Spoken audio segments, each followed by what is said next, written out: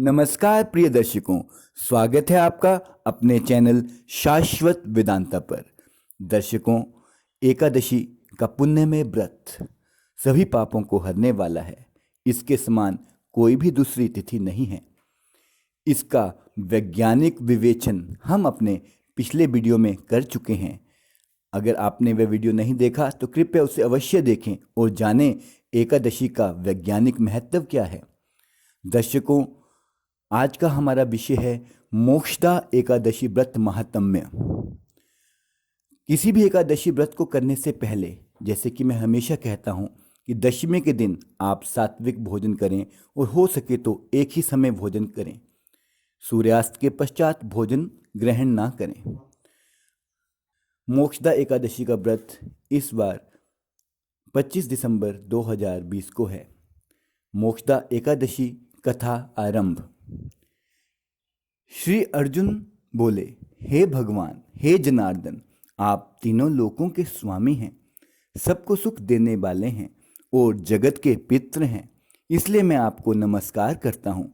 हे देव, आप सबके हितैषी हैं, कृपा कर मेरे एक संशय को दूर कीजिए। मार्गशीर्ष माह के शुक्ल पक्ष में जो एकादशी होती है उसका नाम क्या है? उस दिन कौन से देवता की पूजा की जाती है और उनकी विधि क्या है? भगवान, मेरे इन प्रश्नों का विस्तार सहित उत्तर देकर मेरे संदेह को दूर कीजिए, बड़ी कृपा होगी। भगवान कृष्ण बोले, हे अर्जुन, तुमने अत्यंत उत्तम प्रश्न किया है, इसलिए तुम्हारा यश संसार में फैलेगा। तुम ध्यानपूर्वक सुनो। मार्गशीर्ष माह के शुक्ल पक्ष की एकादशी अनेकों पापों को नष्ट करने वाली है। ये मोक्षदा के नाम से प्रसिद्ध है। इस दिन श्री दामोदर भगवान की पूजा धूप, दीप, नैवेद्य आदि से भक्ति पूर्वक करनी चाहिए। हे अर्जुन, अब मैं एक पुराण की कथा कहता हूँ।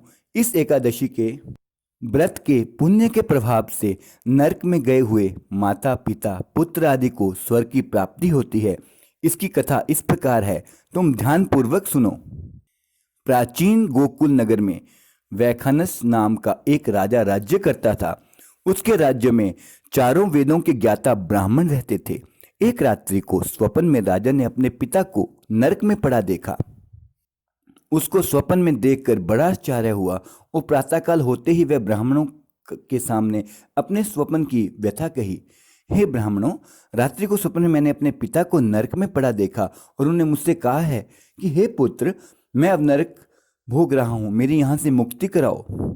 जब से मैंने उनके ये वचन सुने हैं तब से मुझे चैन नहीं आ रहा। मुझे अब राज, सुख, ऐश्वर्य, हाथी, घोड़े, धन, स्त्री, पुत्र आदि कुछ भी सुखदायक प्रतीत नहीं होते। अब मैं क्या करूँ, कहाँ जाऊँ? इस दुख के कारण मेरा शरीर तप रहा है। आप लोग मुझे किसी प्रकार का तप, दान, व्रत आदि बतावें जिससे मेरे पिता को मुक्ति प्राप्त हो। राजा के ऐसे वचनों को सुनकर ब्राह्मण बोले, हे राजन, यहाँ से समीप ही वर्तमान, भूत, भविष्य के ज्ञाता एक पर्वत नाम के मुनि हैं। आप ये सब बातें उनसे जाकर पूछ लीजिए, वे आपको इसकी विधि बता देंगे। राजा ऐसा सुनकर मुनि के आश्रम पर गए। उस आश्रम में अनेकों शांत चित्त योगी और मुनि तपस्या कर रहे थे। उस समय चारों वेदों के ज्ञाता पर्वत मुनि दूसरे ब्रह्मा के समान बैठे थे।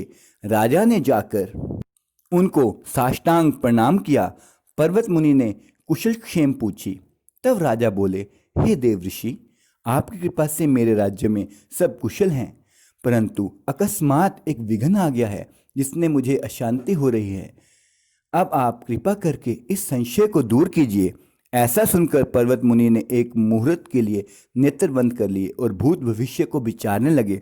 फिर बोले, हे राजन, मैंने योग बल के द्वारा तुम्हारे पिता के समस्त कुकर्मों का ज्ञान प्राप्त कर लिया है।